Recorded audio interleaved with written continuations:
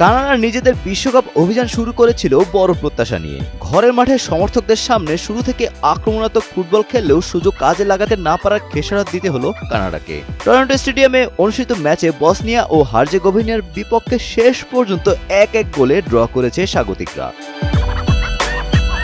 ম্যাচের শুরু থেকে বলের দখল ও আক্রমণে আধিপত্য ছিল কানাডার। জোনাথন ডেভিডকে কেন্দ্র করে একের পর এক আক্রমণ সাজালেও শেষ মুহূর্তে এসে ব্যর্থ হচ্ছিল তারা। কখনো বসনিয়ার রক্ষণভাগের বাধা, কখনো লক্ষ্যভ্রষ্ট শট, সব মিলিয়ে গোলের দেখা মিলছিল না। ডান প্রান্ত দিয়ে আক্রমণের সুবিধা না পেয়ে পরে বাম দিকে বেশি ব্যবহার করেছে কানাডা, তবুও কাঙ্ক্ষিত সাফল্য আসেনি। বরং ম্যাচের 21 মিনিটে কর্নার থেকে আসা বলে জোবো লুকিচের গোলে এগিয়ে যায় বসনিয়া। খেলায় পিছিয়ে পড়লেও কানাডা আক্রমণের ধার কমায়নি। প্রথমার্ধেই তারা 10টি শট নেয়, কিন্তু আক্রমণের ধার কমায়নি, কোনোটি জালে পাঠাতে পারেনি।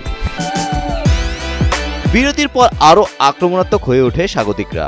48 মিনিটে প্রায় আত্মঘাতী গোল করে বসছিলেন বসনিয়ার সিট কোলাসিনাস, তবে ক্রসবারে লেগে বল ফিরে আসে। এরপরও একাধিক সুযোগ নষ্ট করে কানাডা। 61 মিনিটে 3টি পরিবর্তন এনে আক্রমণ ভাগে নতুন প্রাণ সঞ্চার করেন কোচ জেসে মার্স।